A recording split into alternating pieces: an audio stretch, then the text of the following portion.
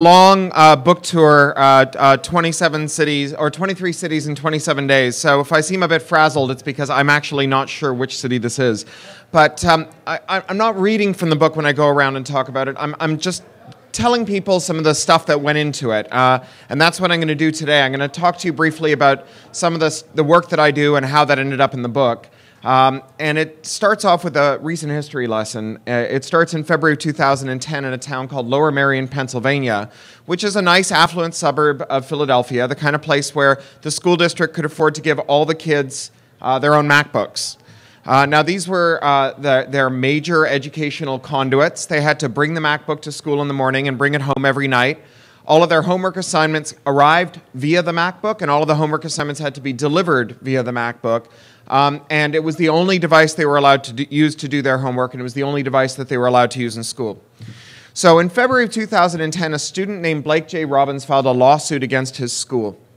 And when you read the complaint, you discover that he was called into his principal's office, and he and the principal had some history, and the principal said, "You've been taking drugs." And he said, no, I don't take drugs. And he said, oh yes, can you explain this? And he showed him a photo of himself the night before in his own bedroom, taking a pill. And this young man, Blake Robbins, he said, that's a Mike and Ike's candy. I eat them all the time. How did you come to have a photo of me in my bedroom? And that's where the lawsuit starts. Because when the school issued these laptops to the students, they correctly intuited that the students would lose some of them or that some of them would be stolen, and they wanted to be able to recover them. And so they installed some laptop recovery software on them, what in any other context we just call spyware. And what this let them do is remotely over the internet turn on the camera in the laptop without turning on the little green light in the laptop. They were only supposed to use it to catch bad guys. But, you know, Anton Chekhov, he said if there's a gun on the mantelpiece by Act 1, it will go off by Act 3. If you give a school disciplinarian the power to spy on his students in September, by June he'll be spying on them. And indeed, the school disciplinarians were. As the lawsuit progressed, we discovered that they hadn't just taken one photo of one kid in his bedroom. They had taken thousands of photos of all the kids that they thought were up to no good. And it wasn't just at school, it was at home, and sometimes when they were undressed, and sometimes when there weren't students present, people who had no connection to the school. And the lawsuit progressed, and they settled it, and they agreed that they would no longer do this. They would no longer install spyware that could covertly photograph the students without telling them about it. After that, laptop schools across America continued to install spyware on laptops that let them covertly photograph the students, but they told them about it. Right? By using this laptop, you should understand that we can be staring out of the little glass eye there at any time, and you should conduct yourself accordingly, because if you want to terrorize children into obedience, you don't need to hide the fact that you're surveilling them. You can tell them that you're surveilling them. The whole point of the panopticon is that you never know when you're being watched, and so you internalize the policeman. And speaking of policemen, 10 months later, in November of 2010, in Germany, a group of fun-loving, freewheeling, hacker, troublemaker types called the Chaos Computer Club, who get into the right kind of trouble, they released information showing that the Bavarian government, Bavaria is the state in Germany that's home to Oktoberfest, the Bavarian government had been illegally installing spyware on the laptops of people that they thought might be up to no good. And because it was 10 months later, this software is much more capable. So the CCC, the Chaos Computer Club, they called this the Bundestrojaner, the state Trojan, like a Trojan horse. And the Bundestrojaner wasn't just taking still photos. It could take video, it could record audio, it could plunder the hard drive, it grab screen grabs, and also intercept all the keystrokes, including passwords. And as the CCC delved into the operation of the Bundestrojaner, one of the things that they discovered was that it wasn't very well written, that its own internal security was very poor, that once the state had removed the immune system from this computer, that they left it wide open to opportunistic infections. So you could go to a Starbucks or a Sternbuchs, I suppose, in Bavaria, and you could scan the local network with your laptop, and you could see if there was anyone who'd been infected with Bundestrojaner. And if they were, you too could insert yourself into it, and you could watch all the things that were going on from their camera's point of view and listen to their microphone and grab their screen grabs and plunder their hard drive and grab their passwords. There's a funny thing, when you turn a computer into something that betrays its owner, it will go on betraying its owner in ways that you never anticipated. Now let's go to September of 2012, just last September, only a few months ago. In September 2012, the Federal Trade Commission, which is an administrative agency that regulates corporations and tries to stop them from abusing their position and harming their customers, the FTC entered into a settlement with 8 companies. 7 of them were in the rent-to-own business. That is to say that they were selling things on the installment plan to people who couldn't afford them outright, but who felt that they really needed them in order to be part of the modern world. Cars are the thing that people have historically bought on the installment plan, but these companies, they specialized in laptops, because if you want to be a participant in the 21st century, you need an internet connection and something to connect to it. So 7 of those companies were in the rent-to-own business, renting to own laptops. The 8th company made laptop security software. They were called Designerware. They're another Pennsylvania company. You may be able to predict where this is going to end up. When they settled with the FTC, they stipulated, they admitted that they had spied on their customers using Designerware software, and that spying had taken the form of video recording them while having sex, video recording their children in the nude, intercepting their confidential medical documents, things sent to them by doctors or HMOs, intercepting their confidential financial records, intercepting their privileged communications with their lawyers, as well as harvesting their passwords from their keystrokes, as well as plundering their hard drives whenever they felt like it. And the FTC, they're a consumer protection agency, so they do what you'd expect of a consumer protection agency. They said, you must stop this, you can't do it anymore, it's totally not on unless, anyone want to guess? You tell them, right? If you put it in that gnarly, long hairball of terms and conditions, it becomes somehow allowed. Now, those long terms and conditions hairballs, they have entered, it seems like, every corner of our lives, and that's something new in our species' history. Entering into a contract when you take a job, or when you lease an apartment, or lease a car, or buy a house, I think we're all accustomed to that being a kind of the right place to insert a contract in a relationship. But how about a contract for hanging out with your friends? Well, if you use Facebook, you enter into a contract to hang out with your friends, and not just one contract, but a contract every time they get an idea that will maximize their profits by changing the terms. And that contract is long, it's weird, and practically no one reads it. Practically no one reads any of these, and certainly no one reads all of them. Consumer Union estimates that it would take 27 hours a day to read all of the license agreements and acceptable use policies and terms of service that govern your behavior as you use the internet. So why don't we read these things? Well, there's a couple of good reasons not to bother reading these contracts. The first one is that if you've ever read all that text that you have to read before you click the I agree button, there's one thing you know, which is that you don't agree to any of it, right? They all boil down to this. By being a big enough sucker to use our service, you agree that we're allowed to come over to your house and punch your grandmother in the mouth and wear your underwear and make long-distance calls and eat all the food in your fridge. I mean, not exactly that, but the local equivalent thereof, right? So of course we don't read them. And the other reason we don't read them is, what's the worst thing that's going to happen if we violate it? We have to get another Twitter account? Like, who cares, right? Well, it might be worse than that. Because in 1986, Congress passed its first anti-hacking law, the Computer Fraud and Abuse Act, the first major anti-hacking law in America.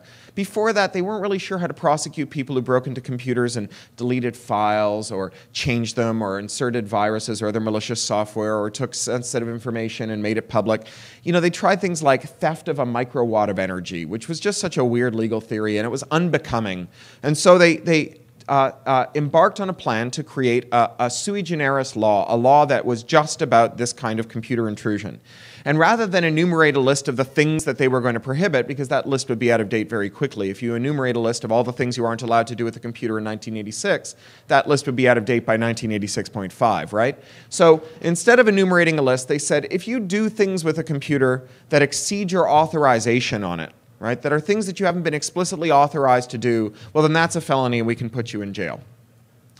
And then along comes all these funny agreements, these funny acceptable use policies, terms and conditions, and so on, that spell out what you're authorized to do. And federal prosecutors started to get the idea that since this spelled out what you were authorized to do, that violations of terms and conditions, the violations of terms of service, were a violation of the Computer Fraud and Abuse Act, and that was something that they could put you in jail for. Now, most people who were indicted on that theory never argued their case. They pleaded guilty, because most people plead guilty most of the time. 97% of the people who receive a federal indictment plead guilty. Now, either that means that we have like the world's greatest, history's greatest federal prosecutors who only get it wrong 3% of the time, or that there's something rotten going on, or that people are coerced with the threats of long sentences and a fundamentally inhumane prison system, a prison system so inhumane that the Supreme Court is now demanding that prisoners who haven't served their time be released from it, because whatever they've done, it doesn't warrant the kind of human rights abuses that are routine in the overcrowded prison system. After all, America imprisons more people than any other country in the history of the world. That they say to you, you can go to jail for 50 years in that circumstance, and by fighting it, we'll probably win, and by fighting it, you're going to bankrupt everybody that you know, or you can take a plea. You can go to jail for 3 years or 5 years or 7 years. And people take the plea. And they take the plea in Computer Fraud and Abuse Act cases, too. Someone who one day was looking at his AT&T customer record and saw that the web address ended with a long number and added 1 to that number and found that he was looking at someone else's customer record, who then blew the whistle on AT&T, is now going to jail for Computer Fraud and Abuse Act charges because it turns out that he violated their terms of service in the process of discovering that AT&T was not exercising due care with our personal information. But I'm going to talk about someone who didn't take the plea. Someone who helped me write this book, a young man who's been in the news a lot lately for reasons that aren't very happy, a young man named Aaron Swartz. Where's that water going? Here it is. Now, I met Aaron in 2000, and he was just a kid then. He was 14 years old, and he was living in Chicago, and he was one of those really whip-smart kids who was just being homeschooled because he was bored stupid in school, and his parents just said, go and figure out what you want to learn. And he spelunked through the world of knowledge, and at one point he hit on the idea of contributing to internet standards. It was something that really caught his interest. These are the technical specifications that define the working of the internet.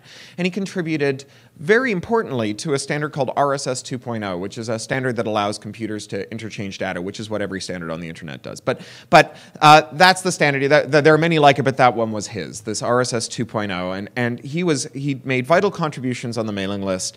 And the people on the mailing list, they said, you should come out to our face-to-face meetings. We have them in places like San Francisco. And he said, I don't think my mom would let me because I've just turned 14, right? And they said, you were 13 when you were making those amazing contributions? They were a bit taken aback. And then they said, that's great. You should really come out to these meetings. We want to meet you. So lucky for him and lucky for them, one of the people who's involved in this effort was a woman named Lisa Ryan, who was one of the people in the Standards Committee, was a very reasonable facsimile of a responsible grown-up, and we were actually dating at the time. We're still great friends. She's a really terrific person. She volunteered to be Aaron's chaperone. So Aaron's parents would put him on the plane in Chicago. We'd pick him up in San Francisco. We'd drive him around town. We'd show him, we'd take him to the meetings, we'd introduce him to smart people, and we'd watch him go at it hammer and tongs. We'd take him out for dinner and marvel at his horrible, horrible eating habits. Because Aaron only ate white food. He would eat baked potatoes, French fried potatoes, pizza with nothing on it, white yogurt, and boiled rice, but not fried rice because that wasn't white enough. And as he talked, you could see that this kid was really going places, that he would do amazing things so long as he didn't die of scurvy. And in 2005, Aaron joined a company called Reddit with the title of co-founder. And you folks have probably heard of Reddit. And when his contributions were very important to the functioning of Reddit, so much so that he was part of the founder team. And when Wired and Condé Nast, its parent company, bought out Reddit, he was moved with the team into Wired's offices in San Francisco, which he hated. He didn't want to sit behind a desk. And he engineered his own dismissal in very short order through a series of breathtaking acts of public disobedience that ended with them showing him the door and wishing him all the best. And that is exactly what he did, all the best. In 2008, he got involved with a newsworthy moment regarding a federal database called PACER. Now, there's two kinds of law in this country, as you probably know. There's the law that Congress makes, like the Computer Fraud and Abuse Act. If you've seen the I'm Just a Bill Schoolhouse Rock video, you know exactly how that stuff works, right? Then there's the pointy end of the law that judges make. When you're in front of a judge arguing your case, or a lawyer is arguing your case for you, she listens to what you say, she listens to what your lawyers say, she listens to what the other side says, she reads all the other cases like yours, and then she crafts a decision that attempts to create a unitary body of law across the country, and she writes down her decision. And that decision becomes part of the calculus that the next judge employs. So if you want to know what the law is and make sure that you're obeying it, you have to know what the judges say. But historically, it's been hard to get a hold of that for a good reason, right? All the statute books are a couple of longish bookshelves, but everything a judge has written down since 1776, that's a couple of good-sized libraries. So it's a lot of law. And so historically, very few people had access to it, despite the fact that you'd hope that everyone would. But in the 1980s, Congress embarked on a program to make the law public. They created a database called PACER. And because computers were slow and stupid and expensive, and you had to spend money in the 1980s on the brontosauruses that went around and around the wheel and kept the computers going, they charged 7 cents a page to access the law. You can tell how anachronistic this is just because I'm mentioning the word page, right? What is a page of internet, right? But your page of internet cost you 7 cents. And you might have to look at hundreds or thousands of pages to know what the law was. And as the years ticked by, the contradictions here became more and more apparent because the law really should be free to everyone. Everyone should know what the law is. The ability to pay should have no reflection on your ability to know what rules you're supposed to follow. So now, it's the year 2013, and computers are fast and cheap, and you could run all of Pacer off a Nintendo 3DS, or you could seed it with 1,000 torrents off the Pirate Bay, so it should be free, right? It's not. It actually costs more now. It's 10 cents a page to access Pacer. And lots of people hate this. And lots of people think that this is just bogus. Some folks at Princeton and some activists, they built a service called Recap, Pacer backwards. And the way Recap worked was it was just a little browser plugin you plugged in, and whenever you went to pay for a page of Pacer, it would check to see whether someone using the Recap plugin had already paid for it. And if they had, you got the page they'd paid for. Because it's the law, right? It's not copyrighted. It's not copyrightable. Once you have the law, you can charge money for it. You can give it away. You can copy it as much as you want.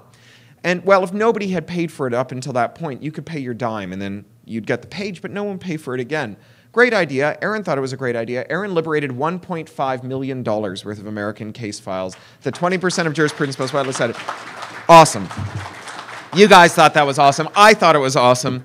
The FBI did not think it was awesome. They opened a file on Aaron. They began surveillance of him. They brought him in for questioning. They tried to get him to talk to them without a lawyer. And I'm sure I don't have to tell you folks this, but you shouldn't talk to law enforcement without a lawyer present, not because cops are jerks or whatever, but because you really just shouldn't. I said that the other night when I was giving this talk in San Francisco, and a woman came up afterwards to get her book signed. She said, "I work for the FBI." And I said, "Oh, yeah, what did you think of my advice that nobody should talk to the FBI without a lawyer?" She said, "That is excellent advice." So there you have it, from the horse's mouth.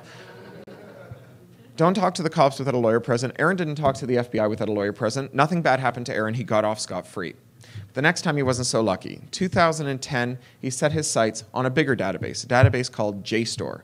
Now, JSTOR is the database where we store all the scientific and technical articles published in learned journals. And to access these, you either go to a big institution that has a lot of money that pays for a subscription, big private universities, some of the big public universities, very well-funded private schools, and a few of the best-funded public schools have access to JSTOR. Otherwise, it's $30, $20, $10 an article, depends. The journals get to price the articles for each article that you want to read, which is weird because this is public science. This is science that was performed at public expense in public universities, at public research institutions, at government agencies, at private institutions with state funding.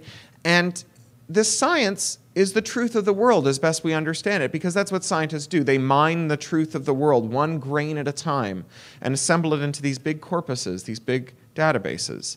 And knowing the truth of the world is important, not least because every couple of years someone will ask you to vote for her or him based on their theory of what the truth of the world is and how to make it a better place. It'd be nice to know whether their theory conforms to our best evidence, right? But not only that, it's also the case that people, you can't predict which person will have the next great innovation arising from this public good, this thing that we've already paid to have made. You never know who will have the idea that benefits us all. Last week, I was listening to the Canadian Broadcasting Corporation's As It Happens. They brought a kid on who's 14 years old who went to one of these very well-funded public schools in Baltimore where they had access to JSTOR. And one day, while browsing through the articles, he found something about carbon nanotubes. And he hit on an idea to use carbon nanotubes, these atom-by-atom assembled constructions of carbon, to do early detection of pancreatic cancer. Now, you may know that people who get pancreatic cancer usually die of it because we diagnose it late, because it's hard to detect early, and by the time you detect it, it's too late.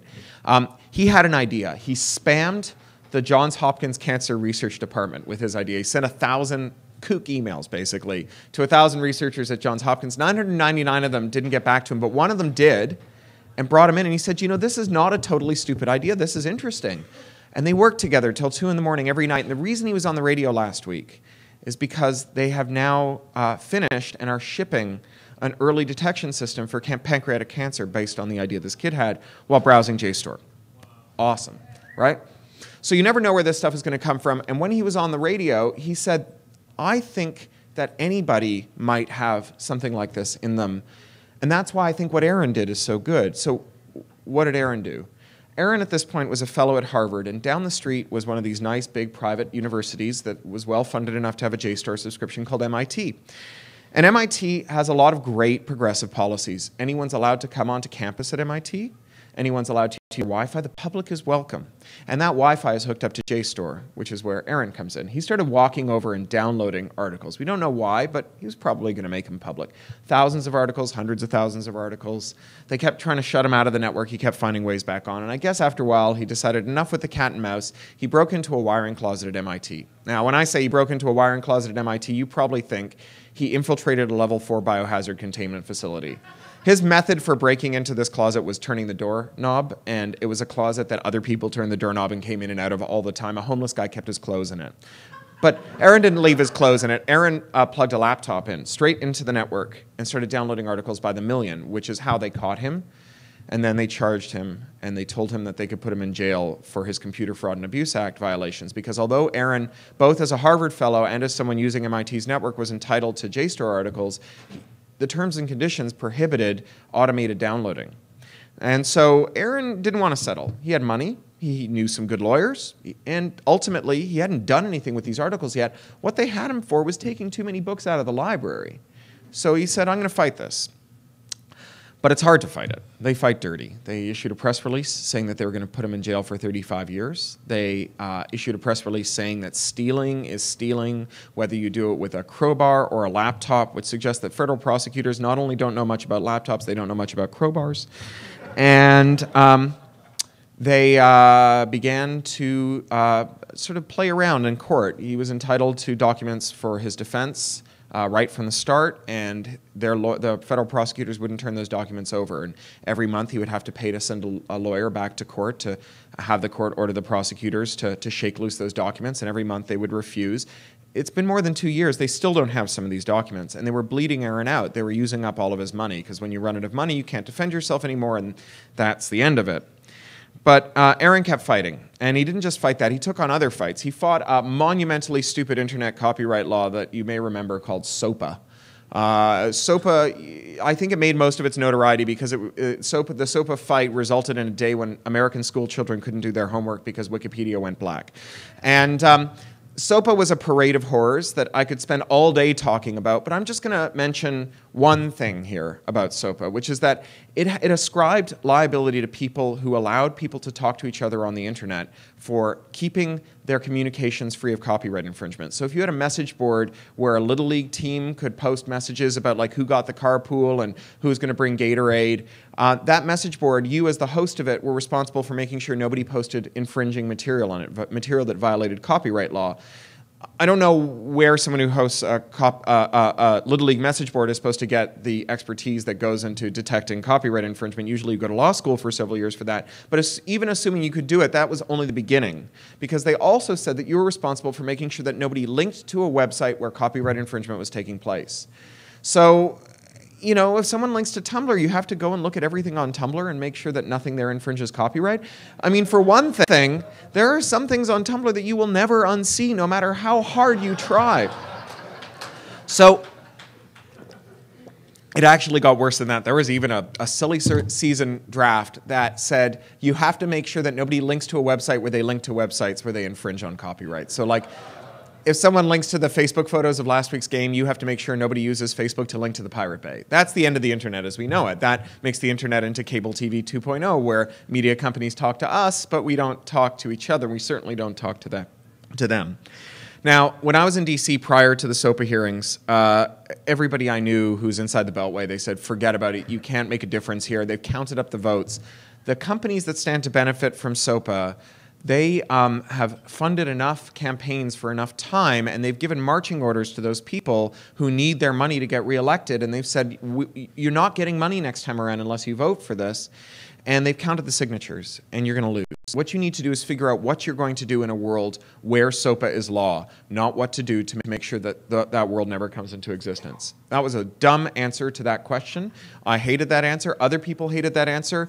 A coalition of activists across the country built out the most successful protest in internet history, and Aaron was right at the forefront at it, helping to develop a tool that didn't just send signatures to Congress, but if you had a website that was going to get shut down because of SOPA, you could put a widget on, and when your visitors came, it would say, hey there, you like my website, right? Well, I'm going to have to shut it down if this stupid internet law passes. What's your zip code? Oh, well, here's your congressman and here's your senator. Here's where they stand on it. And with this button, you can place an internet phone call to their staffers.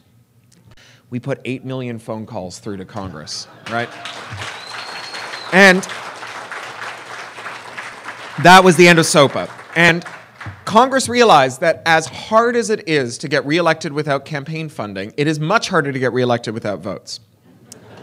So we were very happy about this. Everybody was very happy. Everybody was proud and pleased, and I think Aaron was too, but clearly the stuff was eating at him, the stuff with the court case. He would meet with the prosecutors, and they'd say, there is no deal on the table that doesn't involve a felony conviction, no voting, no running for office, can't become a lawyer, can't become a doctor, can't work with kids. A felony conviction, $1 million fine, and jail time. There's no deal on the table that doesn't involve those three things. And he ran out of money, and he was having to ask friends for money, and it was really clearly grinding on him because January the 11th, just over a month ago, 6 weeks ago, on the second anniversary of his arrest, Aaron killed himself in his apartment in Brooklyn. So I've been going around with this book that Aaron helped me write and trying to figure out what to say about all of this. And I don't know exactly yet, but the one thing I do know is that whatever reasons Aaron had for what he did, they had nothing to do with whether or not information wants to be free. I had a long chat with information, and it confided something important in me. The only thing it wants is for us to stop anthropomorphizing it. Information wants nothing, but people want to be free. And the way people are free is with good information. You are more free if you know what the law says. You are more free if you know the truth of the world, if you can access the science we've already funded. You are more free if you know what your devices are doing and you know that they're not betraying you. But we don't make laws that treat these things with the gravitas that they deserve. We make laws that treat information and the internet as though it was a fax machine attached to a waffle iron, as though it was the second coming of cable TV, as though it was telephones 2.0, as though it was the world's most perfect pornography distribution system, and not as though it was the nervous system of the 21st century, a time when everything you do involves the internet and where shortly everything you do will require the internet. In 1998, Congress passed the Digital Millennium Copyright Act, or DMCA, which is another one of these parade of horrors. And again, I'm just going to pick one thing to tell you about today, and that's the anti-circumvention provision. If you have a device that comes from the manufacturer that is locked in some way to prevent you from doing something the manufacturer would prefer you not do, if it has a governor in it of some kind, you're not allowed to remove that lock, even if you're planning to do something legal. You're also not allowed to tell anyone how to remove the lock or give people information that they could use in the service of removing that lock. So you've got a phone that's locked to one carrier, and you want to change carriers. The phone belongs to you. Changing carriers isn't illegal. The software lock that stops the phone from running on another carrier is also your property, but removing the lock is against the law. If you have an iPad or an iPhone, and you want to run an app that isn't in the App Store because Apple didn't like it, or they felt it conflicted with their image, or because someone didn't want to cut Apple in for 30%, Apple won't let the app that tells you every time a drone kills someone in Pakistan into the App Store because they don't want you to think about that stuff when you're using their products. Fair enough. When I sold books, I didn't sell every book. I just sold the good books, the books I liked. But I never said it's against the law to read books that I don't sell. Right? And it is against the law to jailbreak your iPad, And it's not a little against the law, it's a lot against the law. Maximum sentence for the first offense is a 5-year prison term and $500,000 fine. Maximum sentence for multiple offenses is a 10-year prison term and a $1 million fine. It's a lot illegal. It's a lot illegal to jailbreak your 3DS, your Xbox 360, to change the DVD firmware in your laptop so you can play out-of-region DVDs, to run ripping software like Handbrake on your computer. And so these locks keep us from finding out what's going on in our devices, because in order to reverse engineer a device, in order to find out how the device works, you have to take the locks off of it. And when security researchers do that, they worry that they're going to get arrested. They worry that they're going to get fined. And so sometimes they don't tell anyone. We only know about the stuff that people tell us about, like when Trevor Eckhart discovered that America's phone carriers had shipped 141 million phones laden with a piece of spyware called Carrier IQ that grabbed all of your keystrokes, including your passwords and your short messages, your SMSs, and also could plunder your files, including your photos, and also could track your location in real time with this third-party company. And when Trevor discovered this, he discovered it on an Android phone, because it's legal to remove the operating system from an Android phone. It's got an open operating system, or a more open operating system. He was able to then find out that it was also on Apple's phones by using the traces he discovered while exploring this software on Android. And the companies that he was embarrassing, they threatened him. And so, security researchers get the message. They don't want to go public with this stuff. We don't know how much we don't know about this, because we've structured the incentives for this stuff to all be a secret. And this matters, because today, right now, is the start of the future, and we get to choose. Is it going to be a future where the computers do what we say, where their default posture is, yes, master? Or are we going to have a future where the computers push us around and tell us what to do, where their default posture is, I'm sorry, I can't let you do that, Dave? Right? And it matters, because the world is made of computers. This building is just a fancy case for some computers that we happen to be sitting inside of. Because if you remove the computers from this building, it will be uninhabitable in short order. Right? Your car is a computer that hurtles you down the road at 50, 60 miles an hour, surrounded by other people who are also trapped in computers hurtling down the road at 50, 60 miles an hour. The 747 I flew in from my home in London to Seattle at the start of the tour, flying Sun Solaris workstation in a very fancy aluminum custom case attached to some tragically badly secured SCADA controllers. The world is made of computers, and we put our bodies into them. But not only that, we're increasingly putting computers in our bodies. So those of you who are like me and members of the Walkman generation, or people who are a little younger and members of the iPod generation, we've all logged enough punishing earbud hours that when we reach a certain age, we will have hearing aids. And maybe if we're that kind of person, we'll get retro, hipster, beige plastic transistor analog hearing aids, but it's far more likely that we will have computers that we put inside our bodies that know what we're hearing, that can stop us from hearing things, that can make us hear things that aren't there, and can tell other people what we're hearing. And lest you think that that is science fictional, lest you think that that's something in the future and far-fetched, because after all, I'm a science fiction writer, it's actually a toned-down example of something that's already happening, something that was presented in last November at a security conference in Australia, where a researcher named Barnaby Jack presented his paper on the work that he'd done on implanted defibrillators. Now, these are great technology. If you have a weak heart, if you have arrhythmia, if you've damaged your heart in a heart attack, your doctor can anesthetize you, spread your ribs, reach into your chest cavity, and attach a computer with a powerful battery to it. And the computer will listen to your heartbeat, and if you lose the rhythm, the computer will give your heart a tiny shock to put it back in rhythm, a kind of miniature version of that paddles business that you get from the EMTs if you collapse on the sidewalk.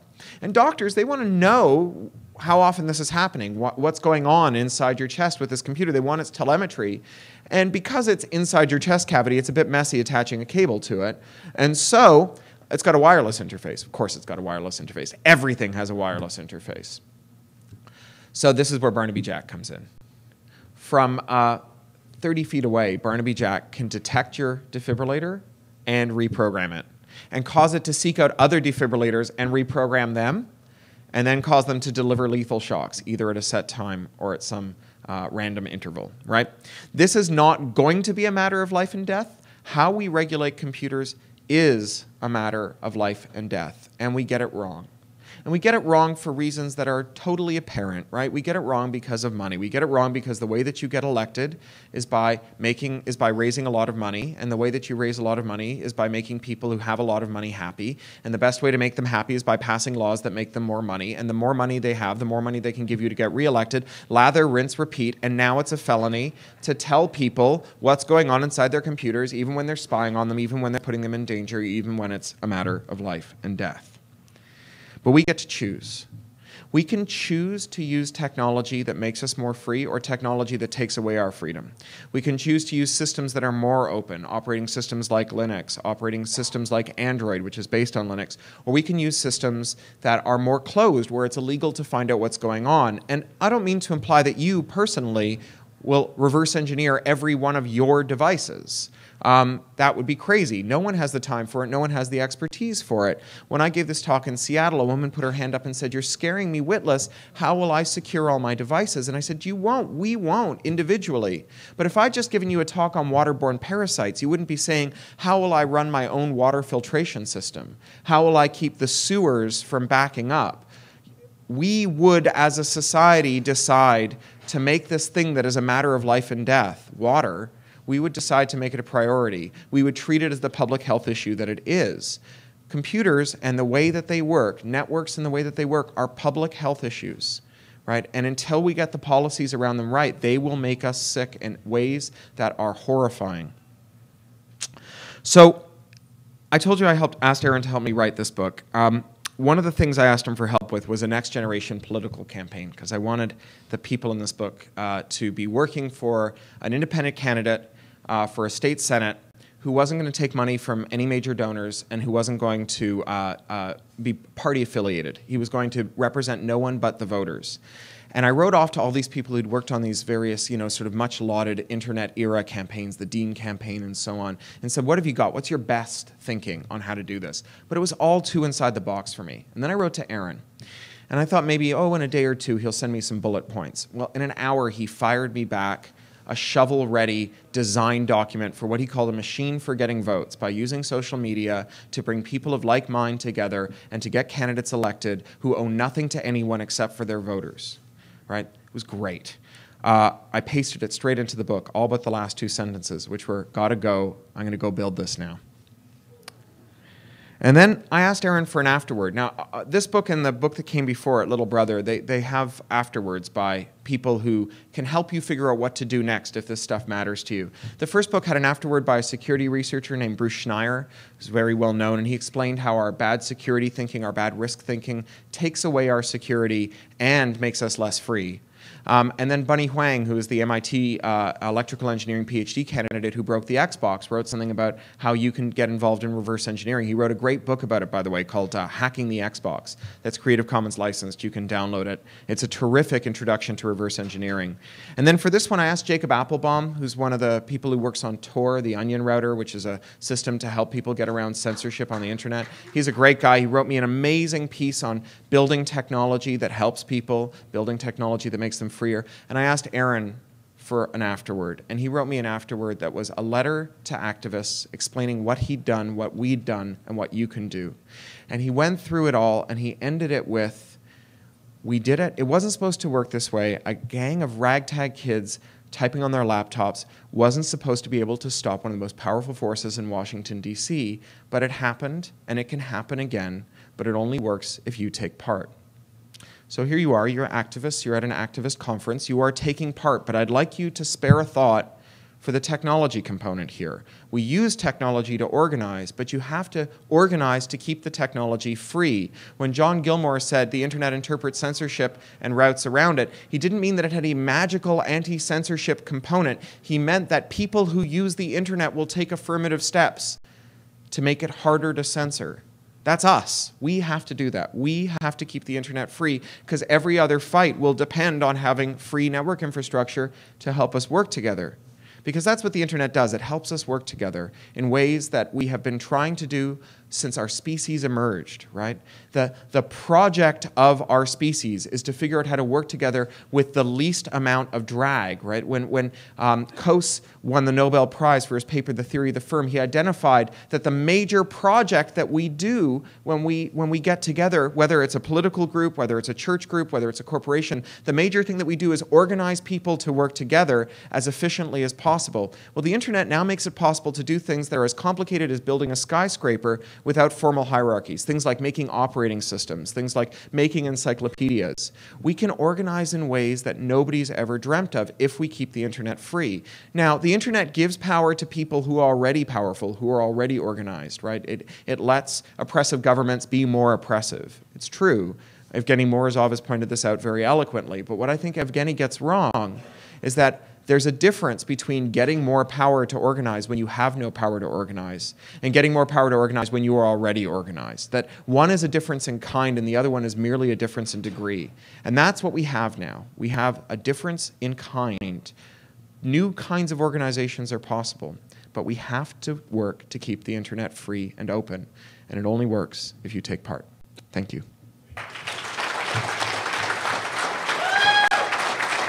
Aw, shucks.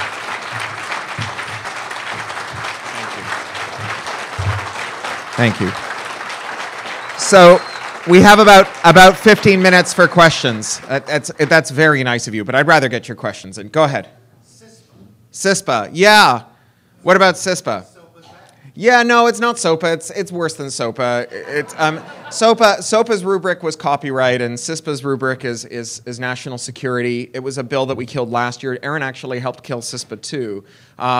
It's essentially a very broad wiretapping law. It's similar to the Draft Communications Act in the United Kingdom, to the lawful interception rules that Canada tried to push through. It's a kind of a global madness, this idea that service providers should retain all your communications and turn them over without a warrant. And you know, the reemergence of CISPA is a great indicator that there is a systemic problem that is deeper than any one candidate or any one lobby. That it's the fact that congressmen's major project, senators' major project is getting reelected, and the way that they get reelected is raising money. And so what they do as soon as they take office is start figuring out how to raise money by passing laws that will get more money for them. And so, you know, this is why Larry Lessig has founded this group, rootstrikers.org, whose whole project is to get corruption out of politics. Because as he says, you know, you can strike at the branches all day long, but you need to strike at the roots. And so I'm sympathetic to it. He's urged people who think that what he does is good to take a season away and do nothing but work on this corruption problem. And that sounds like a great idea, but you know, the last time we tried it, SOPA came about. And so it seems like maybe we don't have the luxury of choosing one thing. But it's interesting that you call CISPA the return of SOPA. So James Boyle, who actually I noticed a book in the dealer room there. James Boyle is a scholar at Duke University, runs the Duke Center for the Public Domain. And he identifies this thing, this missing thing from this campaign, which is the organizing principle that binds it all together. Before the word ecology was coined, there were people who thought that forests were important, and people who thought that whales were important, and people who thought that pollution was important, but they didn't know they were all working on the same thing. And the term ecology brought that together under an umbrella. And now there's people who worry about lawful interception. There's people who worry about copyright. There's people who worry about surveillance. There's people who worry about pharmaceutical patents. There's people who worry about software patents. But there's no one organizing principle for all of it. We don't have a useful term like information ecology. And so we end up arguing about silly things like whether information wants to be free and not whether surveillance is a proportionate way to stop people from pirating Police Academy movies. Yeah.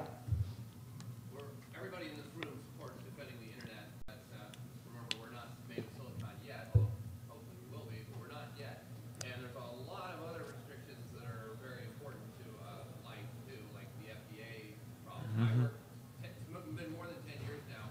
I worked on muscular dystrophy cures at UT SW in Dallas, and we know how to do it. We've done it in dogs, but you will never be able to sell it under the current law. There's no approval category. There's no approval category for nootropics. There's no approval category for anti-gastrics. You know? I totally agree that there are other problems, but what I think is that the way you will solve your problems, the way we will solve these problems, if there is a way to solve these problems, is by organizing lots of people to make a big noise. And we can either do it the way we did it when I was an activist in the 1980s, which is spending 98% of your time stuffing envelopes and putting address labels on them and 2% of the time figuring out what to put in the envelopes, or we can do them the way that we do it now, where the envelopes and the stamps come for free because we have the internet, and that leaves us with 100% of our time to fight about the issues that matter. So unless we keep the internet free, we're back to Lily Tomlin country, right? We're back to it's the phone company. We don't have to care, right? So that's why I think this is the issue. And we can go around and around. We can say, well, if there's not a planet, that supports human life, then none of these issues matter, and that's true. And you can say, well, unless corruption is rooted out, then any battle you win, you'll have to win again and again, and that's true too. But I also think unless the internet is free, none of those fights can take place. I'll concede probably any politician that wants to restrict the internet will also want to restrict everything else. It's a perfect litmus test. Yeah, yes.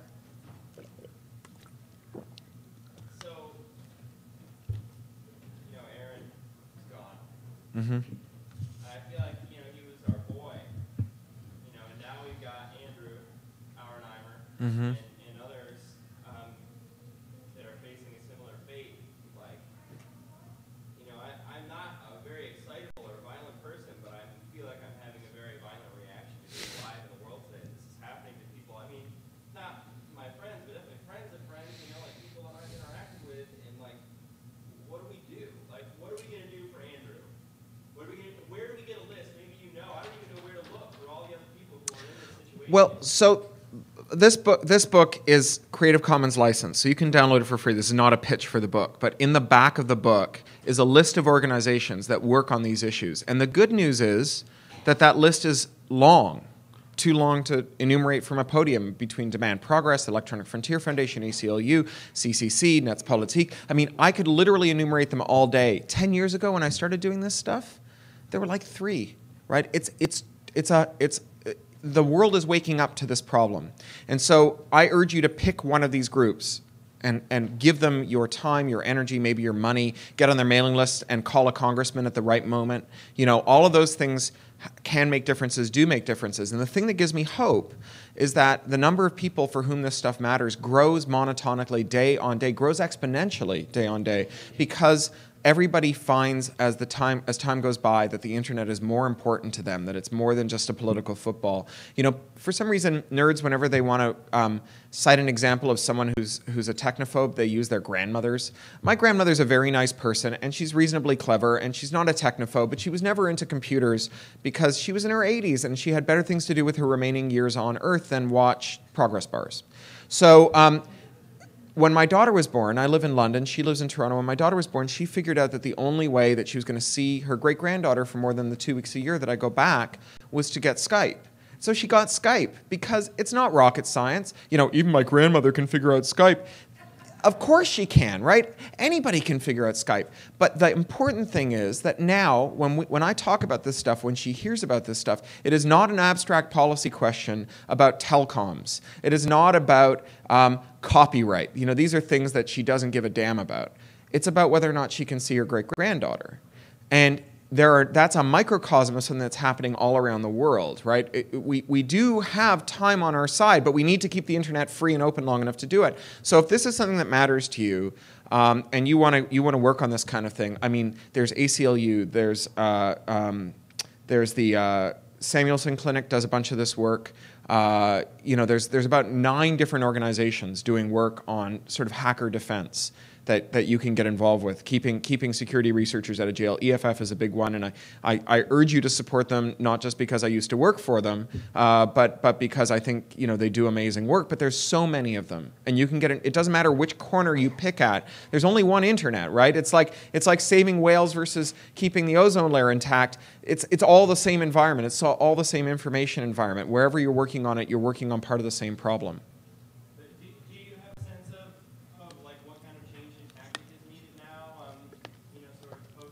Well, I mean, post-Aaron, I don't know. I think a lot of us are thinking about different things. One thing, well, there's Aaron's Law, which Zoe Lofgren's introduced, which is an amendment to the CFAA that says it's, Congress didn't intend this to be enforced against terms of service. That's a pretty good one. But I think we should be setting our sights higher. I think we should be looking at federal sentencing guidelines overall.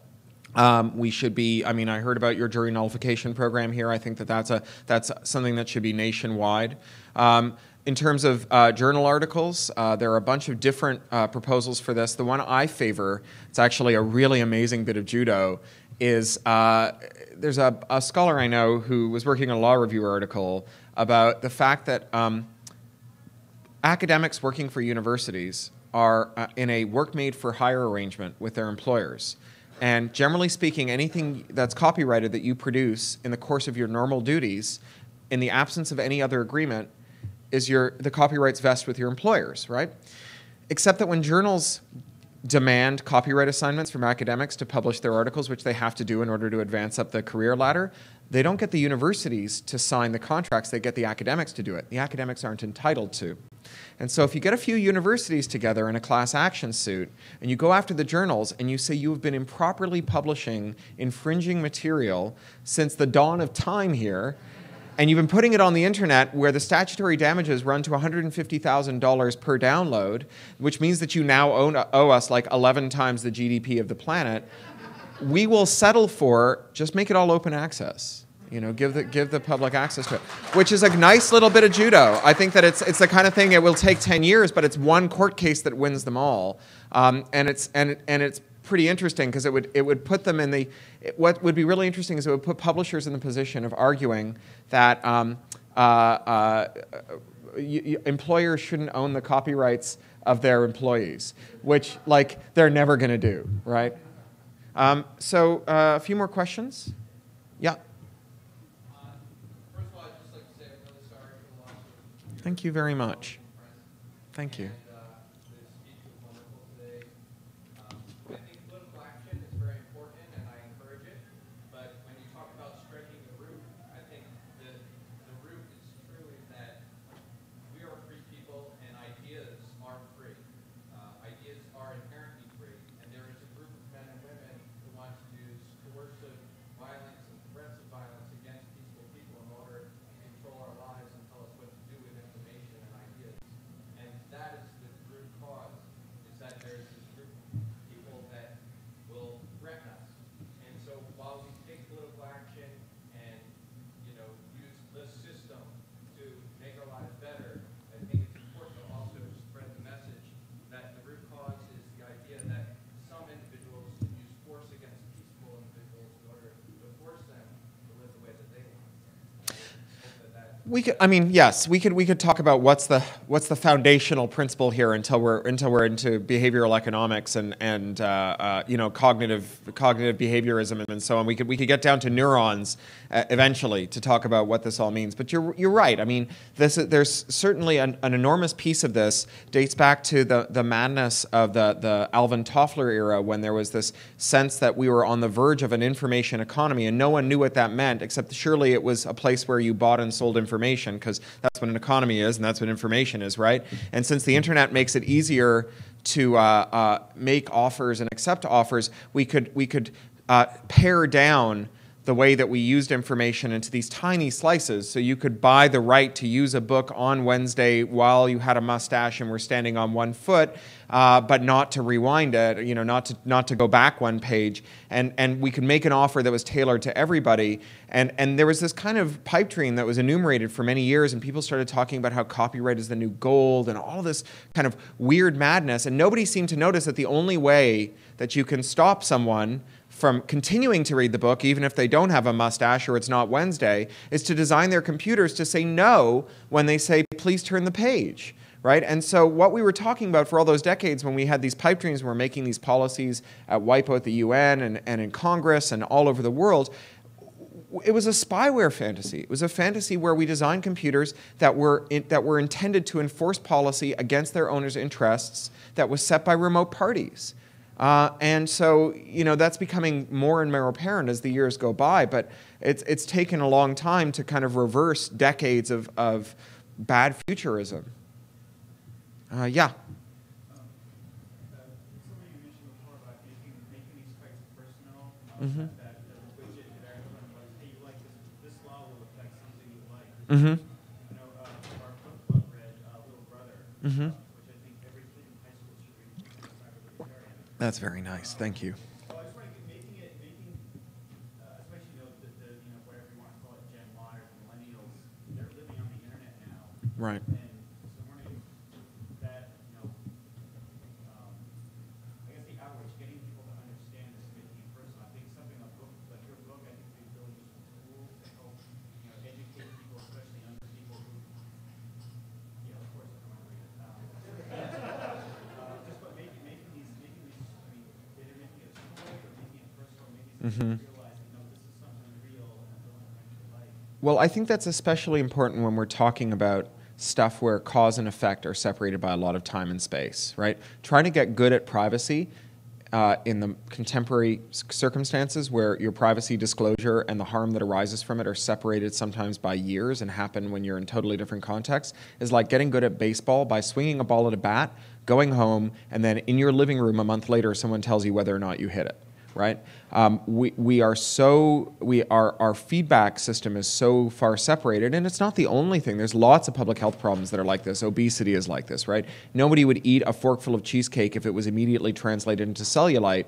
It's the long gap between one and the other that leads to pathological problems. When I was a smoker, if I'd gotten a tumor with every puff, I never would have kept it up. And when I gave up, my doctor said you can't give up for health reasons because the health consequences of your smoking are 40 years in the future. When you want a cigarette next week, you're not going to be able to give up based on the aversion of something that is 40 years in your future. You need a more immediate reason. And the immediate reason I arrived at was that I was spending a laptop a year and giving the money to companies that had perverted science in the name of killing me. And so that's kind of what kept me going. And so narratives are one of those things that we can use to help create a more atavistic or instinctual appreciation of circumstances in those instances where cause and effect are so widely separated.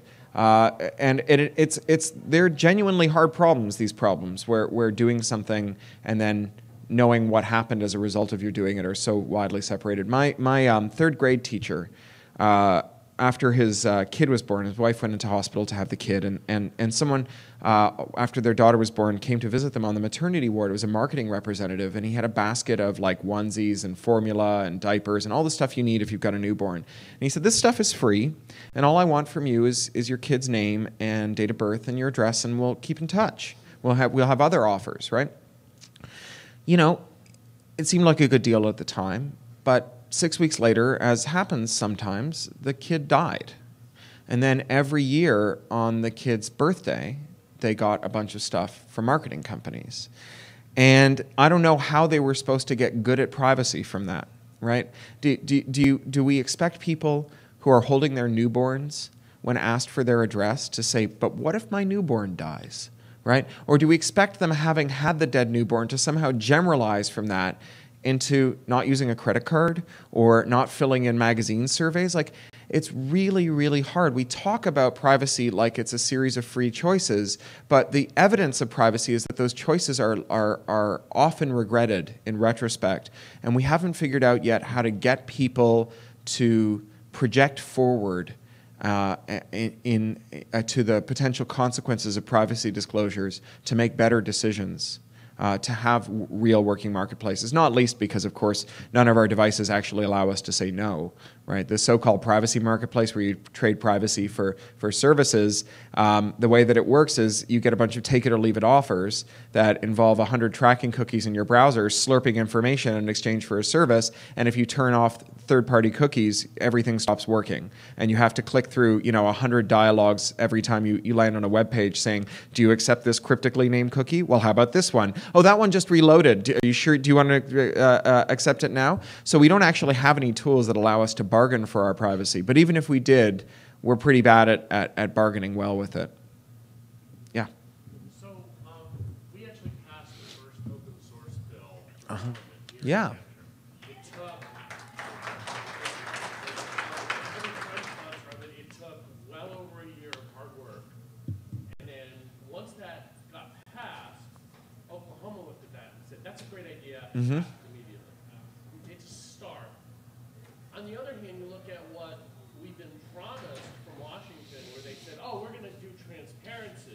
and we've seen no transparency. Yeah. We've seen the opposite. We've seen, petitioning is now too easy, we're going to make it harder. So my question is that if the people have been promised transparency and they're not getting it, and they think they think that they have been given what they were promised, how do we wake them up? How do we go ahead and get them to go, no, it is all hidden and locked away? Yeah, I don't know exactly how we do that. I mean, that's a great question because there is some transparency, right? I mean, the Sunlight Foundation, if you look at what the Sunlight Foundation is doing with the feeds that are available, they're doing amazing things with those feeds, right? Like if you care about CISPA, go to the Sunlight Foundation and sign up for their bill tracker, and every time anybody in Congress uses CISPA or any of the words related to it, you'll get an alert. You can also sign up for another feed that's curated by the people getting the first feed, where they only take the significant ones. So you can either choose to be on the front line or the second line of that, right? So there are some amazing transparency tools that have emerged, and it may be that they hold the key to more. I mean, certainly during SOPA, one of the more compelling things that we could do with SOPA was produce near real-time analytics of the campaign contributions and show how that they related to how the votes split on the committee. I would love to see stuff like browser plugins that every time a politician's name is mentioned in an article, you get a little rollover that shows the companies that donated to them. And anytime a company's name is mentioned in an article, you get a rollover that shows the congressman's name. A YouTube augmented reality overlay that gives them NASCAR-style suits with the logos of their sponsors. There are a bunch of things we can do with the bits of transparency that we have. If you give me a lever that's long enough and a place to stand and I'll move the world, right? We have a lever. Maybe we can use that to start moving things. So I hate to do this, but I have to be in Portsmouth in an hour and 10 minutes. So I've got to go. But thank you. Thank you very much for having me.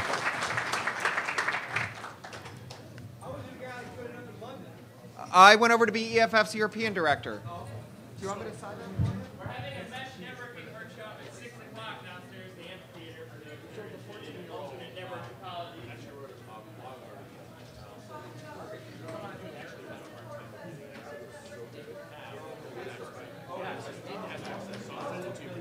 It's his own description.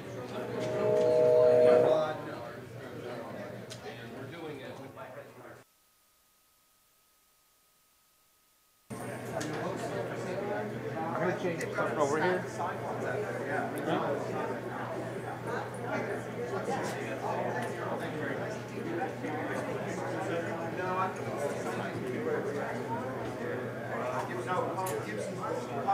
Are we on this one?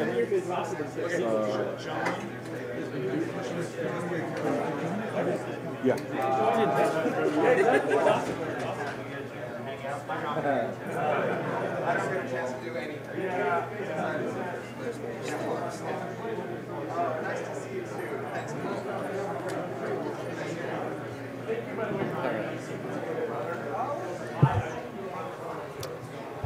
All right, we just finished up with Cory Doctorow talking about internet security. Do your devices control you, or do you control your devices? That was a pretty interesting talk, Wow, JJ? that was great. It was great. It was really great. I bummed he has to rush off so quickly. I wanted to talk to him some do you more. want to talk more? After him, in a few minutes, we've got Kira Peikoff coming up. She is... Actually, you're the perfect person, Neil. We talked to you yesterday to give us a little introduction maybe to Kira Peikoff, who's... am I pronouncing that correctly? Peikoff, I do believe, yep. She is the daughter of Leonard Peikoff, the heir to Ayn Rand. He bills himself as the intellectual heir to Ayn Rand. At the very least, he got her money in estate. But I hear she's a really neat aspiring writer. She just published her first book, so I'm looking about forward a year to that. ago, Living Proof, and I'm not sure what she's talking about. Her book, I presume. That's true. I'll be interested to read it, but what we'd like to promote here, actually, if you give us the opportunity, is the Foundation for New Hampshire Independence. And that is an organization, we're pursuing 501c3 status, but our mission is to be a think tank and kind of be a hub for people to cite, okay, here's the evidence that suggests that New Hampshire is well better off being an independent state than they are being part of a union with the federal government. So you're talking secession? That is one word to describe it. I mean, I would say independence. Secession has gotten a bad rap. We're obviously a peaceful organization, just wanting to be a hub. You know, some place for perhaps politicians to cite, hey, we're better off going it alone. And where can people go to learn more about that? That's nhindependence.org. NHindependence.org. Yep, you can also Facebook us at Foundation for New Hampshire Independence. Cool. Any interesting projects you have going right now with that? Well, we're getting off the ground. We're having some trouble with the IRS at this point. It's kind of, they've put our status off for review. Obviously, they probably don't want a organization, advocating maybe their abolishment, under their wing. But we're pursuing projects. We want to have a roundtable discussion. We're producing materials, and we're always highlighting news stories on our website. Awesome. That's NHindependence.org. NHindependence.org. Anything else you want to say, Neil? That's it. I mean, Liberty Forum is fantastic. I've really appreciated it so far. Cool. Well, thanks for joining us again. Cool. No problem. Fist bump. Fist bump. All right. Oh, we got Ian from Free Talk Live on here. He wanted to talk to us? Because Ian doesn't spend enough time on live broadcasts. He's going to join us for a moment. So what's going on? I don't know. How are you doing, Ian? Yeah. Good. I just woke up. Oh, really? Yeah. You have a good sleep? Yeah, it was all right. So it's been a thrilling conference here for you, huh? You taking naps in the middle of the day? Well, I mean, I only had 4 hours of sleep last night. I've been getting up every morning to work the free keen table. Was it a raucous night for you? Not really. No, all right. Just took it easy. Well, why are we talking to you? Just to say hello? I have no idea. I was asked to come over here. Free Talk Live is a nationally syndicated radio show. You're broadcasting live every night of the Liberty Forum, right? That's right. Yeah, 7 to 10. Anything you want to tell the live feed audience? Hey, why aren't you here? I mean, there's hundreds of people here who love freedom, and if you can't get here this year, then maybe next year will be a good idea. Why aren't you moving to New Hampshire? Also, I would want to be around 20,000 people who love freedom. Yeah. And that makes a big difference to me. Definitely. It's the most fun I've had in my whole life. So I don't know how things are going for you where you are, but if you don't have a bunch of people moving in every single month doing activism, then you don't have a chance. As far as somebody asked me earlier, I was being interviewed on a documentary, what would you say to the people who can't move to New Hampshire? And I it's almost like you should give up, because what chance do you have? I mean, what are you gaining traction? Are you gaining ground? Are you getting people elected? Are there people, converting regularly to the ideas of liberty and getting active? Because I know none of that stuff was happening for me in Florida. None of it. Yeah, since I've moved here in August, there's new people moving into the state every month. That's right. We're throwing new mover parties in Manchester monthly. It's pretty amazing. And I kept track of the project before I moved out here, and I know that volume has really picked up just in the last year or so. It's just going to keep getting better, because success breeds success. And as we have more people doing activism, getting video coverage and news coverage, and people getting elected, then that's going to excite people. They're going to see that, and they're going to say, well, it looks like the Free State Project is actually working. Maybe it's more than just an idea. These guys aren't crazy. Maybe they are crazy, but it's working. Yeah. And you should do something about that. One question I'm asking everyone this weekend, what was the last felony you committed? Oh, God, I can't count. And probably shouldn't admit that. What's your favorite felony to commit? Boy, that's a tough question. People are pretty cagey on this topic. I couldn't imagine why. I've got 4 open court cases right now, so I don't know if I need to add a 5th. That's true. Yeah.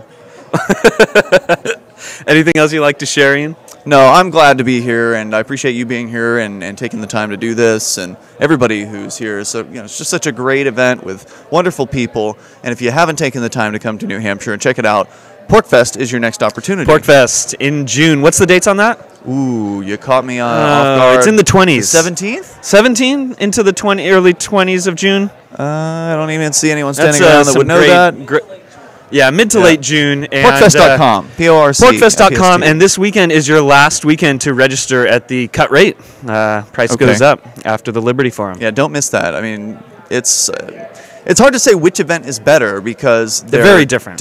Yeah, it's a lot of the same people, but a different vibe. To both of them. So I recommend them both. Yeah, I'm excited. All right. Thanks a lot, Ian. Thank you. Cheers. Oh yeah, we have Pedro. How's it going, Pedro? Hey, Jason, how are you? Excellent.